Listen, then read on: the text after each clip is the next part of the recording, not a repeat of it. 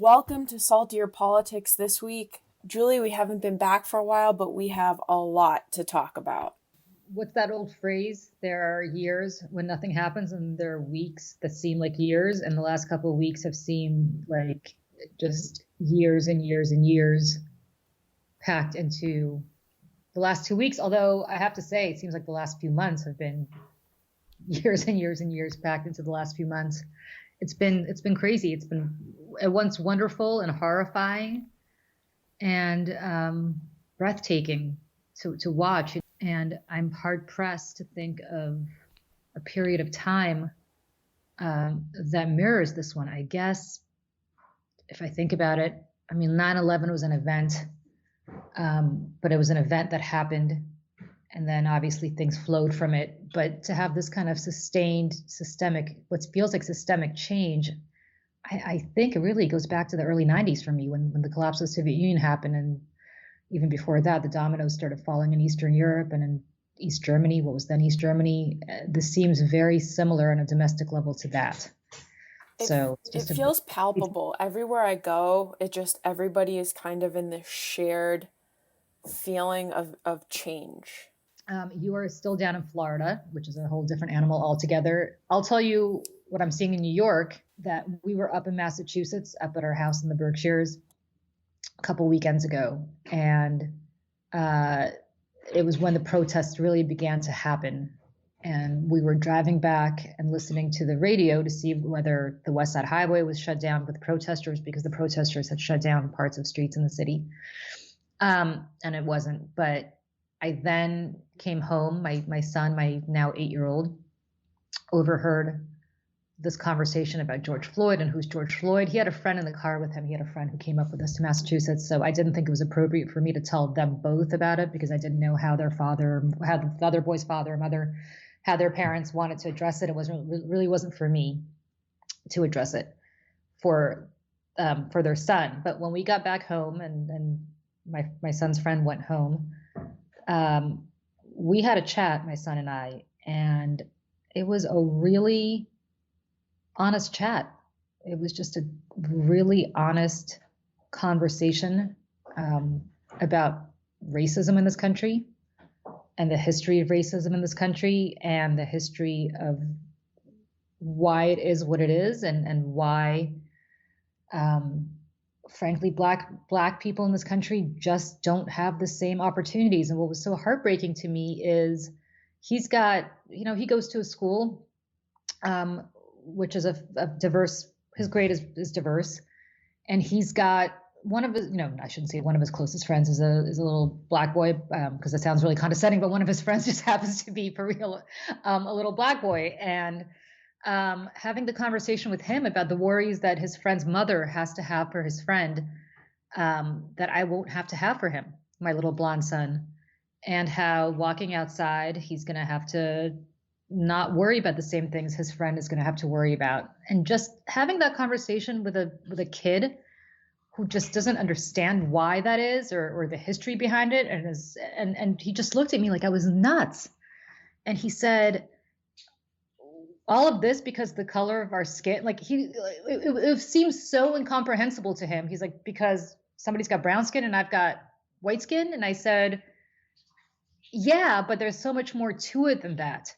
And I hate to say this, but the conversation his mother is having around police officers with her son is very different from the conversation that I would have with you about police officers. And that's awful. And we really got into it. I mean, really starting with,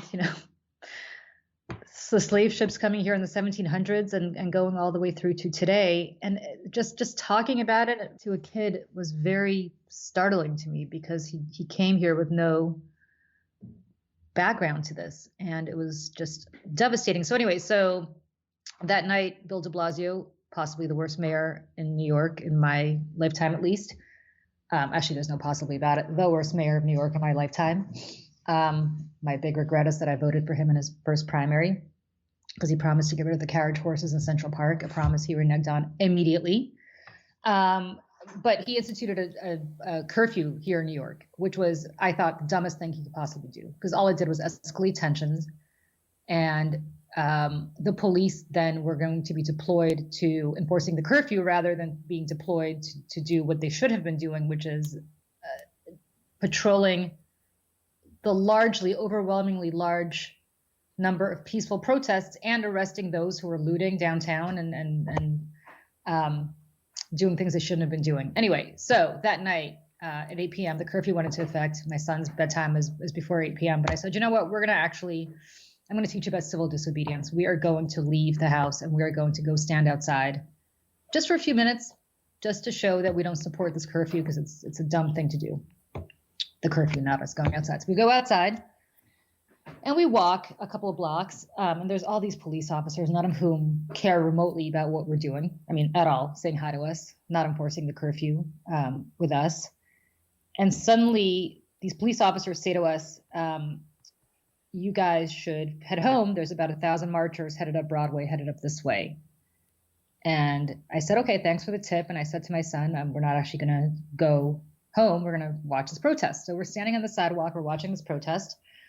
And it's literally 1,000 people start coming up Broadway, up the Upper West Side.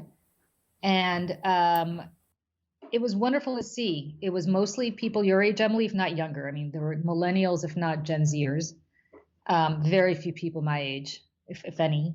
And overwhelmingly a mixed race crowd, but primarily white, which I thought was wonderful to see that this was something that was not just limited to, it was just wonderful to see people of all colors and shapes and sizes marching. And so we're standing in the corner, we're watching.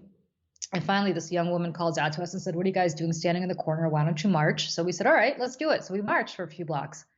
And then we went home because it was past his bedtime. But it was nice to do. It was nice to show him the solidarity that I saw in the city. And for anybody who's thinking that New York City is some hellscape that's run by quote unquote Antifa, which we'll get to in a minute, but is a complete invention of Donald Trump and his insane media cohorts, or that they think that New York City is on fire or that it's being looted left and right.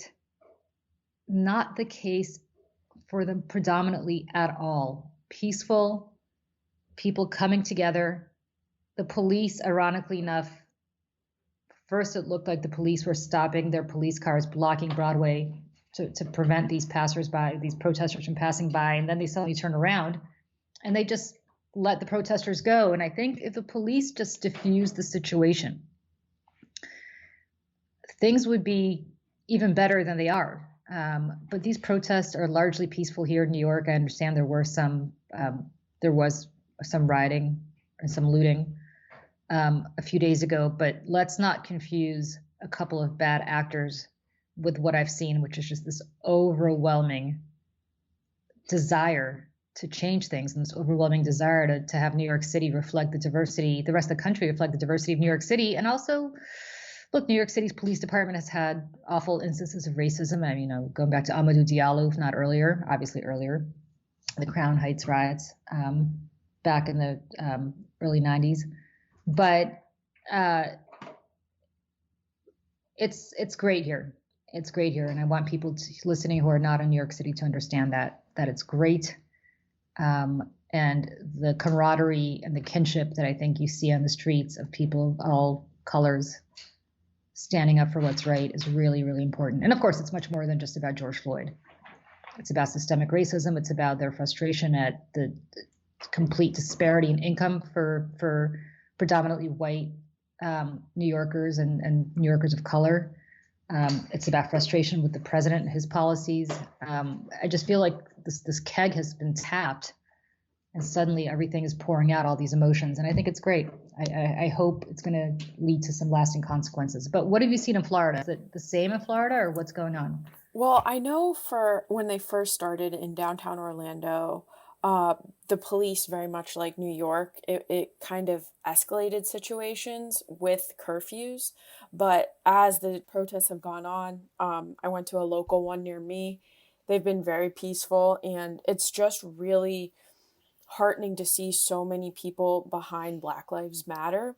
And one of the points that you were making when you had this frank conversation with your son about race, I think is really important because in college, I dated this awesome guy who happened to be black, and it was one of the first times like that. It for me, I've always, been for everybody and equality and all that, but it wasn't till I was dating him that I really got to even realize and be really aware of just basic things. For example, like he would take me to the black man's appreciation dinner and black woman's appreciation dinner, and I'd be the only white person in the room.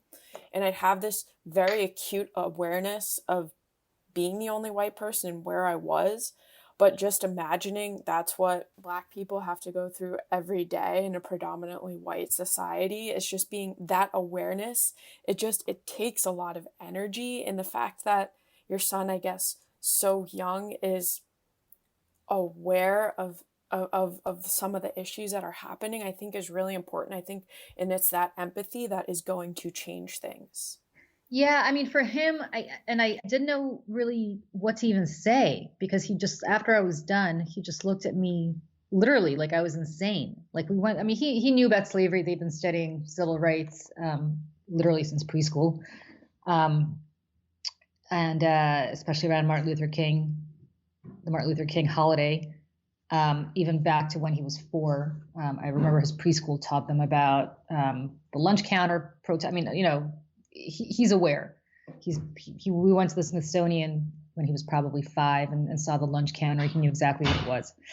But fundamentally, for him to just look at me and just say, just because of the color of their skin, like he didn't get it. Like he just didn't understand why his black friends would be pulled over by a cop in a different way and treated with suspicion. Potentially, this is by no means painting all of the police departments in the world with this, but predominantly, when you have use of force, it is improper use of force. It is proportionally used much more against communities of color and black men especially than it is against white men or women. And what just was, he just didn't like, he just seemed so dumb to him fundamentally. And when somebody like that says that, when a little kid says that, you're like, it is so dumb. It is so dumb. It is just so nonsensical. But then you explain why, and you explain the history behind it. And then you explain why it is that men of color are incarcerated at such higher rates than white people, and it's not because they commit more crimes, obviously. It's because the justice system is not geared up to protect them from birth. I mean, from birth, they are treated with suspicion. And I remember saying that on Outnumbered many years ago. I remember when Bill de Blasio, remember that ad that Bill de Blasio ran with his son Dante About his hair. about the hair, but also he said he had to have the conversation with him about police that obviously he would never have had to have with his son if his son were white. And that actually was the clincher for Bill de Blasio in winning that election, that ad and that conversation. But I remember talking about that on Outnumbered many years ago when that happened. And, I said that. I said, I will never have to have that conversation with my blonde son. I just won't. And that caused a lot of consternation from the audience, I recall. But it's true, and I stand by it. Enough. Enough. It's Right. just enough. It's also like at that young age when you have to have that conversation with your child, if you're a black parent or have a child of color, that they know that they're different. Like it's already start to you know what I mean? It's Yeah. plants that seed that you're different and you need to be extra careful. I wanted to talk to you. I saw you recently in an op-ed with Mr. Duhame, who we spoke to, talked about the Camden Police Department because that has been making headlines as peaceful protests. And one of the quotes from Camden's chief of police until 2019 is, "What we're experiencing today in Camden is the result of many years of deposits in the relationship bank account." Can you talk a little bit about that and what Sure. your opinion is? Well, so Camden, New Jersey, which is right across the river from Philadelphia, and therefore, based on its geography, should be um, a gold mine, a real estate gold mine. I mean, literally, it is to Philadelphia what Hoboken and Jersey City are to New York City. And if anybody listening is familiar with Hoboken and Jersey City, I mean, they just benefit tremendously from their proximity to New York. It's almost like they're, the sixth borough of New York City. Camden should be that way because of Philly, but it's not. Camden was at one point not long ago, I believe, the most dangerous city in the country, just with astronomical murders per capita. It was a lawless, lawless town. And a few years ago, a mayor named Dana Red, who's not mayor anymore, dissolved the Camden Police Department and effectively folded it into the Camden County Police. So there's the city of Camden, and then there's the county of Camden. And so she dissolved it and folded it into the Camden County Police. And she made all the police officers there reapply for, or the Camden County Police made them reapply, I believe, for their jobs. But more importantly, they started focusing on different things. Use of force was their last resort. They focused much more on community policing. They focused much more on community interaction. And their crime rate has dropped precipitously. And it's not a coincidence that when Philly across the river has been, Philly has been a place where you've seen a lot of looting, a lot of rioting in the last couple of weeks.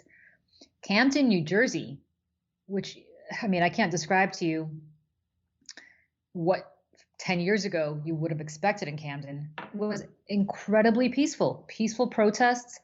The white chief of police there held up a sign basically saying that he was in solidarity with Black Lives Matter.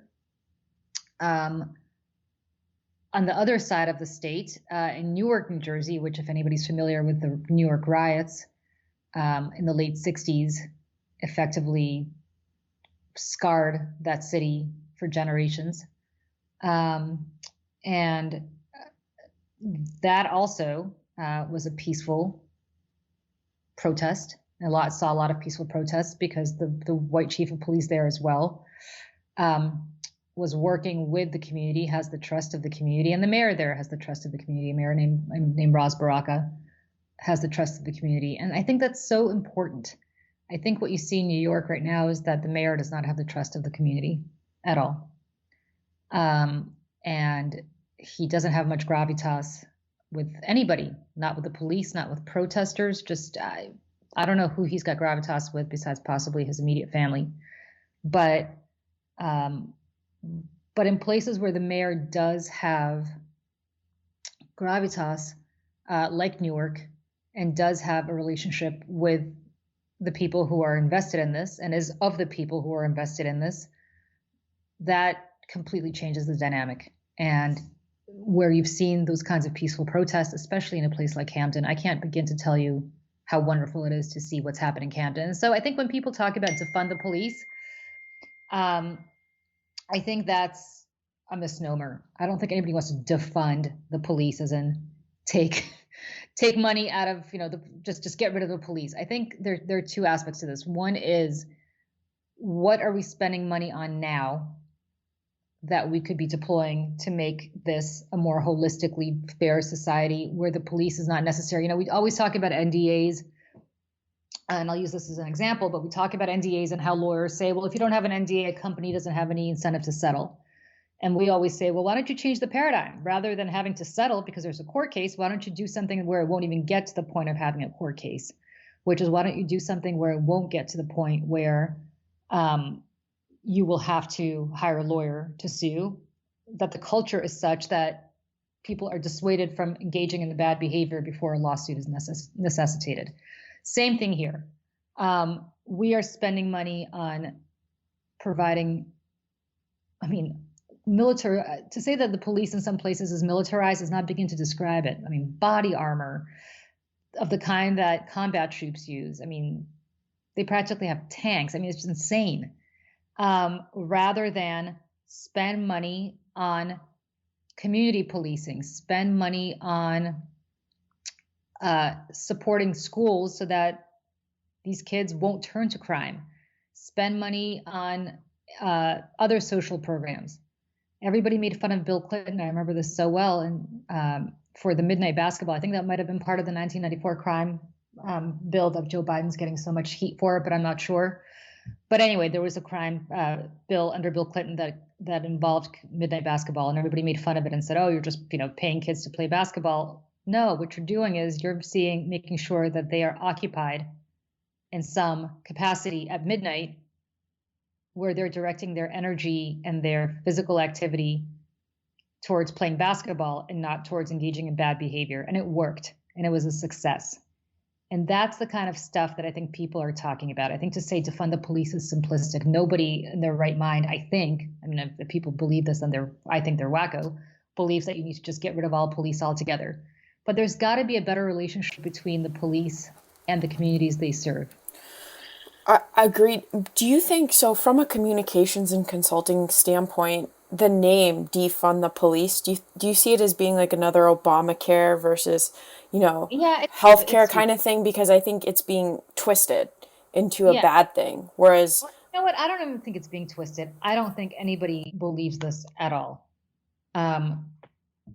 Certainly Trump's base believes it, and certain conservative media wants to pump it out. But look at the polls. And by the way, you know who's defunded the police? Donald Trump. He's cut a tremendous amount of money in his budgets to hiring community police officers, like a tremendous amount. If there's one person that has defunded the police, it's Donald Trump. Defunding the police is not the issue, but having a situation where you allow the police to develop a different relationship with their communities, where Black boys who walk to school by themselves don't have to worry about going to get arrested or being stopped by the cops and engaging in some sort of altercation.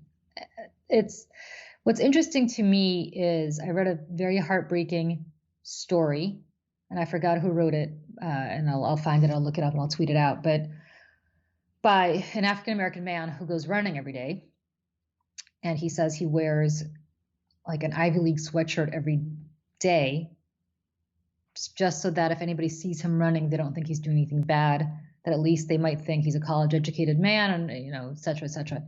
That's tragic. Do you remember when Geraldo went after, I forgot who it was, Trayvon Martin, I forgot who it was, may not have been Trayvon Martin, but somebody, he said, don't wear hoodies, you look like a yeah, thug. it was Trayvon with the hood. Was it Trayvon? Yep. So, okay, my kid wears a hoodie all the time because, frankly, they're convenient when you're cold, and if you need a sweater, and then if his head gets cold, I can stick the hood over his head. I would venture to say that nobody's going to think he looks like a quote-unquote thug because he wears a hoodie. I think we know who that was referring to. That's awful. That's awful. That if my son took a hoodie off of his body and gave that same hoodie to his Black friend, that Black friend suddenly would be perceived by some people as looking like a thug, whereas nobody would ever say that about my kid. Ben Feldman's here. Oh, nice. Yeah, why not? Sure. More excited than that. Sure. My friend Ben just walked in. I haven't seen him in months. He's wearing a leather mask. The cloth mask. Oh, cloth mask. But what the hell? Let's have him join our podcast. Welcome, Ben.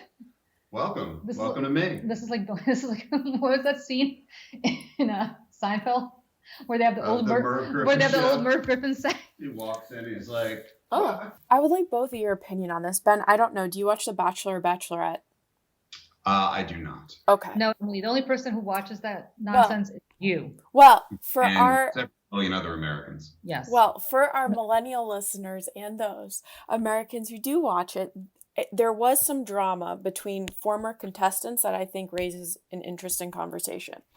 So, Bachelorette Becca Kufrin's fiance, Garrett, he jumped on Instagram on Thursday and asked people not to judge, quote, all cops during this time. He said, with so many friends and family in law enforcement, I couldn't sit back and not support them and the hundreds of thousands of men and women of all races that represent this thin blue line as well. We can't judge an entire group of people by actions of a few. We can't judge the peaceful protesters by the actions of the few violent protesters. And we sure can't judge all cops by the actions of a few bad ones. Then, Becca with a K, not his fiance, came back with an There's Becca with this other Becca with a K. Yeah, his not. I love the way is like this is the whitest show of all time. Becca with a K, Becca with a C. Okay. His non-fiance. Okay, so Becca with a K. She said, here's the thing. Being black is not a uniform you can remove or remove on your days off. It definitely does not protect you from the justice system. It is not something you get paid to be, and it most certainly is not something you can quit or retire from. Stop comparing the experience of a chosen career to the experience of being black. You can love a cop, marry a cop, have a brother who's a cop, and you still hate the Blue Lives Matter movement and what it represents. You can choose to support cops and understand that the thin blue line flag now represents and signal Blue Lives Matter to the majority of the population. So then this resulted in Garrett not inviting. That's very woke for a Bachelorette contestant. Is she pissed off because she didn't get chosen to be the Bachelorette? Is there some resentment there? I don't think so. Well, but like then Garrett and his fiance and then Becca were all friends, and Garrett disinvited her to his house. But anyways, I thought that's some side drama, but I thought this brought up a good conversation. The fact that, yes, you can be for police and have police as family members, but you can still also recognize the fact that police are choosing a career. So, listen, I don't think there's anything dishonorable in being a police officer, right? I know a lot of them, and they are in it for the right reasons. So I don't want to say, I think it's a little ridiculous to suddenly say, well, you choose to be a police officer, you're a bad person. I think what's ridiculous is when the thin blue line matters more to you than justice or doing what's right. And I don't think, I don't know enough about how police departments operate to know what takes precedence, but I think it's kind of silly to just say, well, you choose to be a police officer, therefore you made a horrible life choice. I mean, the reality is no, they didn't. And for anybody who lived through 9/11 in New York City, you know what the police did for us. And so I'm not going to sit there and say the police are, you made a bad decision being a cop. I think that's awful to say.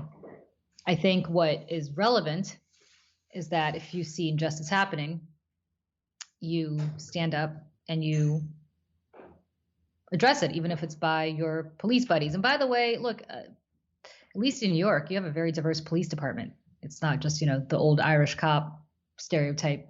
I don't know that exists anymore. So I just nothing's black and white. And this is what I hate about social media. And frankly, I've never watched The Bachelor, but I'm sure it's probably got the intellectual level of Twitter, which is not to offend anybody who watches The Bachelor. But I think these are complicated issues. Defund the police is a dumb slogan that addresses a complicated issue of priority and resource allocation. Saying you're somehow a bad person because you choose to be a cop is simplistic and kind of silly to say. So that's my 2 cents. Benjamin, do you want to weigh in on this? Yeah, I mean, I think, listen, at the end of the day, it's I've seen people sort of kind of make those kind of comparisons, and I think it's apples to oranges, right? You're talking about, on the one hand, protesters where, the level of organization is probably, a couple of tweets and, things that people post on Facebook and some emails. When you're talking about, the criminal justice system, you're talking about a multi-tiered, multifaceted system that has been put together and maintained by, budgetary decisions and legislative decisions over the course of quite literally hundreds of years. And, just because you are a police officer does not necessarily mean that you are evocative of the worst stereotypes about that profession.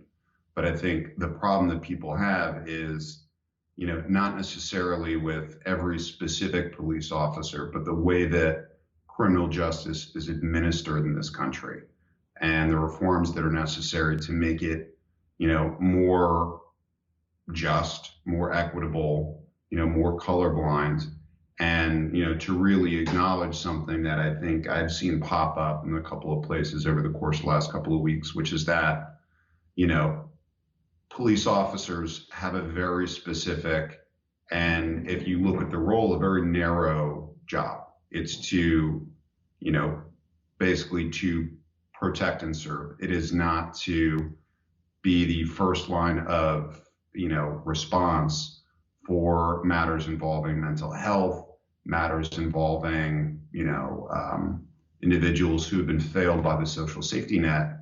And, I think it creates a very messy situation.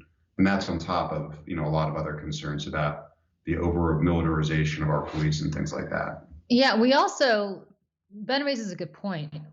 When you talk about defunding the police, I think what Ben said is entirely apt, which is think about the priorities where you have police rounding up people who are mentally ill, who are homeless, and sticking them in jail potentially, where they now have a record, as opposed to getting them the treatment that they need.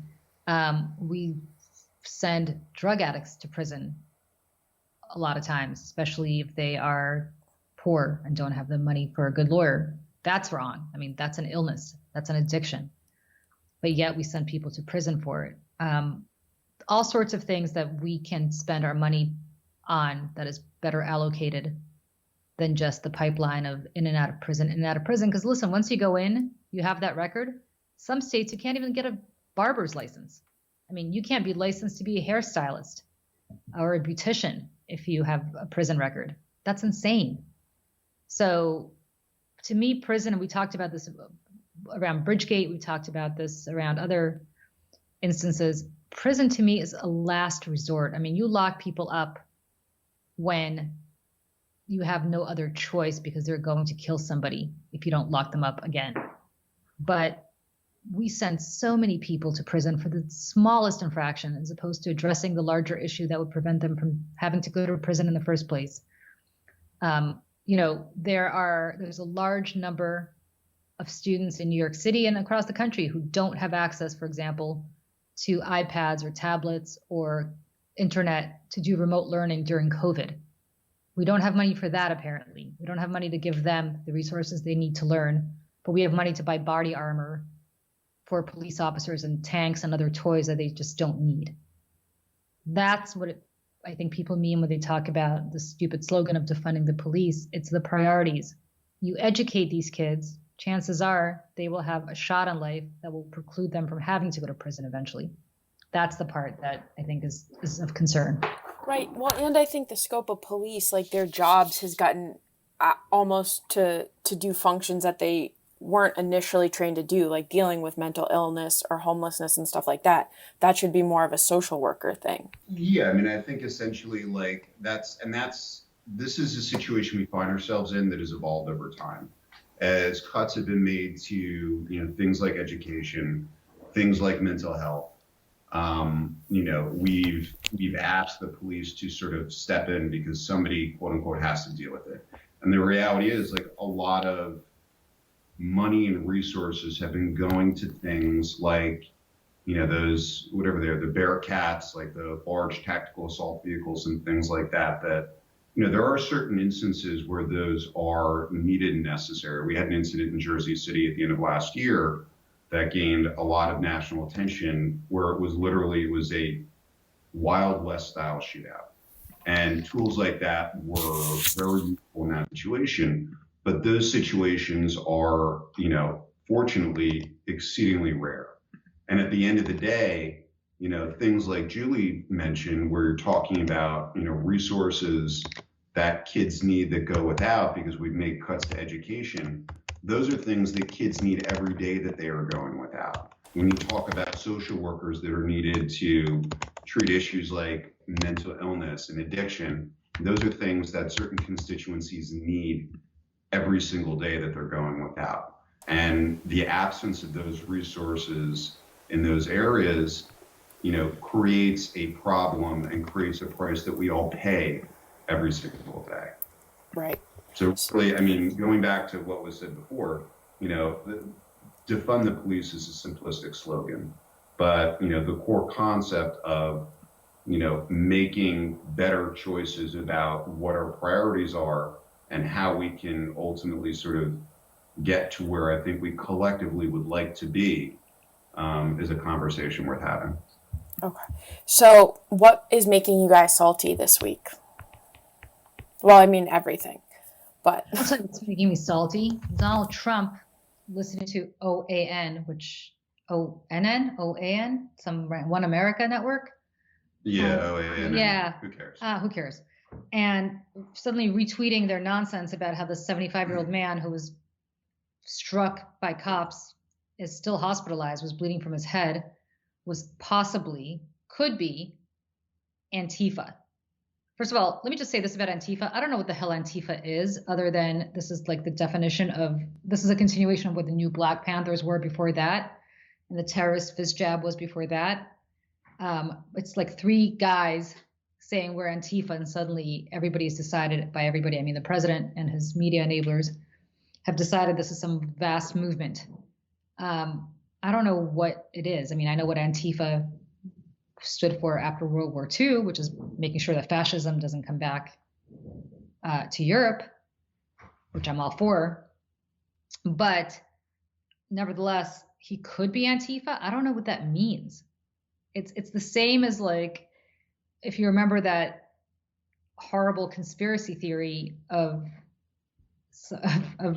John Podesta running a pedophile ring out of a pizza shop in Washington, and suddenly some crazy guy took it seriously, came up there and tried to shoot it up. This is the same thing. He could be. I mean, the guy is 75 years old.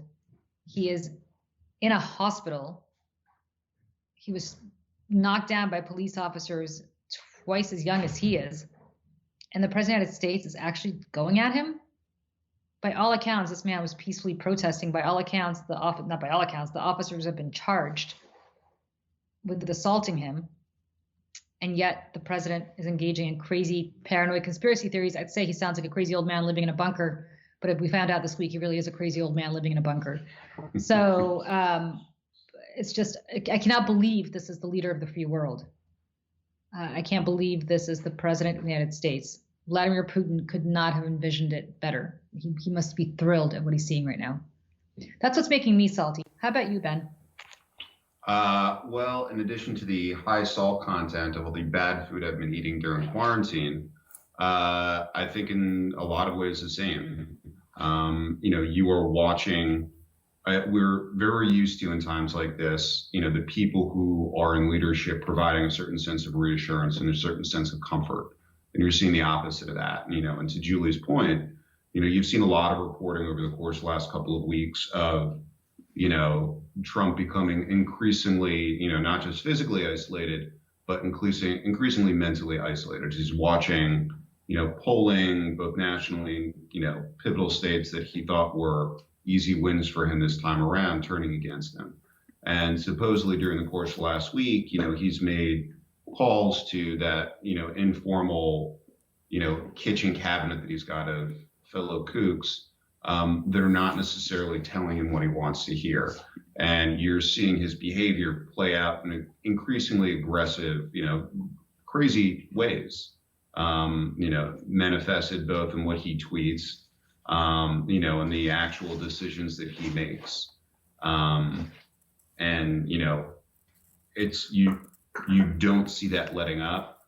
And, to echo what Julie said, I mean, the real fear is that there are people out there who are sympathetic to his point of view, and still abide by that old belief that somebody who is in a position of power like him couldn't say things like that if they weren't true. And the danger is they take those things literally and they act on them in violent and abhorrent ways. What about you, Em? First, I'm going to be using that kitchen cabinet of kooks. I really like that. But so one of the things was we've been seeing a lot in the news, the mention of the Tulsa massacre of 1921, where Black Wall Street was destroyed and about 300 people were killed. In middle school, high school, I did not learn this in my history books until I got to college and was a history major, which is a big problem because we learn about, like you said, Julie, like Martin Luther King, we learn about slavery, but that's pretty much the scope of Black history. And but so in short, what happened was the Greenwood District included in Oklahoma a thriving economically independent community of middle class African Americans in Tulsa, and they were wealthy, and some even had their own private planes in 1921. So what happened was on May 31st, whites in KKK gear bombed and set fire to it, and nearly 10,000 people were left homeless. And it's all traced back to a false account of a Black 19-year-old blamed for assaulting a white female elevator lift operator. The Tulsa police held the Black man in custody at the town courthouse, and then mobs of armed white men said to be planning on lynching him were met with the armed Black men, and it sparked one of the worst race massacres in history. I think our history, just much like our policing system, our history system needs to be reassessed. Agreed. So Agreed. that's what's making me salty. What's making you happy? Making me happy is it's Pride Month. And oh yeah, happy Pride. Despite, happy Pride to you and to Ben. Yeah, despite all of the parades being canceled, we are all fighting for equality, and hopefully this month leads to a new step in that area. Amen. Let's end on that. That sounds great. All right. Have a great one. I'll talk to you all later.